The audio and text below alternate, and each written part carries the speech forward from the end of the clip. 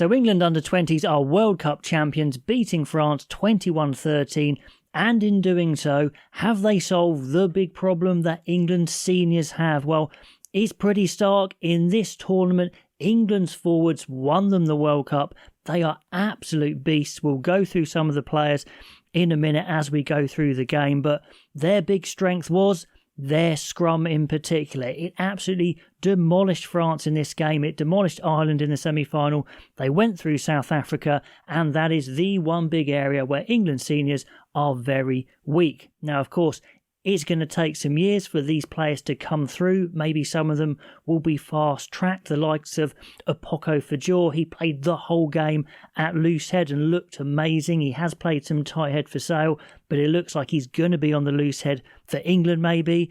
They were without Billy Seller, one of their first choice tight heads, but they had Fazabong, Hallowell came on, and they just crunched the French, and pretty much every single scrum resulted in something, probably a penalty, and essentially that was the game. England will not feel like they've played very well in this game. General play-wise, they moved the ball very poorly in the first half, made loads of errors, but in the end, they just squashed the French through sheer force, in defence as well, and it's just about winning these finals. But definitely some of those forwards are going to be very exciting to Steve Borthwick in the next few years, because they are just absolute beast. So let's go through this game. Now, the whole tournament was a tough one for the backs. It was very wet. Some of the pitches were really cut up. It was wet in that final as well. There's some good players in the English backline. Of course, you've got Sean Kerr at 12, who's their kicker. The halfbacks were okay in this tournament. I wouldn't say they were absolute worldies of halfbacks that we've seen in the past for England. Ben Redshaw had to pull out of the final. He's one player I think is really, really talented. Ewan Jones is very good from 15, but they didn't string a lot together apart from one set-piece attack, which did lead to the decisive score. But the real strength is in those forwards. Asher Apoko Fajor, like I said, at loose head, Fazabong at tight head, and Craig Wright is a super strong hooker as well. Henry Pollock is the runner of the bunch. He makes the breaks. Kane James came in for Michelo, who would have been their starting 8. And also we saw that Arthur Green came on and had a big impact. So all those forwards, they are the stars of the show for sure. Kane James did well as well, playing at 8 in that final. And they are the ones who I'd be tipping to get into that England senior squad at some point. If I was to pick out a few, I'd probably say Henry Pollock, if he can show he's got the physicality to match the best. He's got those breaks. Kapoko, Fazabong, Apoko Fajor, Billy Seller. Those are the guys I would be backing to make it in a year or two into the seniors. So let's go through the game. Where was this World Cup won? And England really had a very, very messy first half. France could well have been ahead to start with. The English scrum was dominant to start with, but France were making a mess of the line out, making a mess of the ruck as well. England's resourcing of that ruck was really, really poor. Then some really lazy defence, not even getting onside, gives the French the first points, 3-0. You've got some really good kickers in that French team. The halfbacks, I think, outshone the English halfbacks. The French scrum half, Carbonneau, the classic Petit General with his box kicks were amazing. The fly half was really, really good as well. But we had 2 scrums, 2 penalties to England, so that was keeping them in the game there. Sean Kerr, playing 12, missed a couple of kicks at goal early on, which wasn't like him. He'd kicked well in the game. Pollock made a 30-metre sprint but spilt the ball in the tackle, so they weren't really executing any good positions. Hugo Rees, the French fly half, the La Rochelle fly half, is really solid in attack, in defence, monster touch kicks. They were both very good.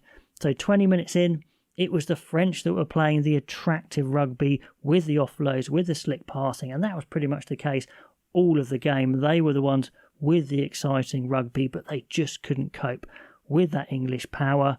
A worldie full width right, then full width left from the French saw fullback 30 scorch in the corner for a try, but it was called back for a knock-on by the TMO. So that was a tough one. They could have been ahead then. But of course, the good news for England is they can sure scrummage. They get a penalty a minute later. 2 powerful mauls. It looks like they're over the line, but that genius scrum half, Carbonneau, holds the big men up. That's impressive, and England cannot secure their rucks, and if they leave it exposed for a second, France have a superstar of a number 8, Castro Ferreira, who gets over the ball. He was just phenomenal all game, probably man of the match, I would say. On 25 minutes, a beautiful wide set play from France leads to a 5-metre line-out maul from a high tackle, but the English defence is big and they repel them, so there was definitely some big English defence, that's for sure, but the line-out is an absolute disaster. The French flinging the ball around, which leads to a knock-on. England obviously get a penalty from that one, but Kerr hits the post. The general phase play for England wasn't that good. The service from Ollie Allen wasn't the best in the first half. He was replaced by Friday in the second half. France all over the ball, Castro Ferreira again, but then the first bit of quality, or kind of the only bit of quality in that half from England, is a good backs move from a set piece. It leads them up to the line. That's more like it. When England get close to the line, too much power. Bailey with a latch, gets over the line, 3-7. That's the points for England for that half. Then 5 minutes into the second half, a bit of a hammer blow for the French. Castro Ferreira stands upright in the tackle. Pollock is falling, but it's still a yellow, and England make good use of that yellow as England play a bit more sensible in the second half. Lots of short passes, big runners. It's simple, but they are creeping forward. The power is telling. They get a penalty, creep ahead a bit more. 10-6. Lucas Friday is on, like I said. The pass is looking a bit quicker. So when it comes to the first scrum, France have to put their tiny scrum half at number 8, and it's just not going to happen. England drive forward. Arthur Green picks up and powers over. Good try.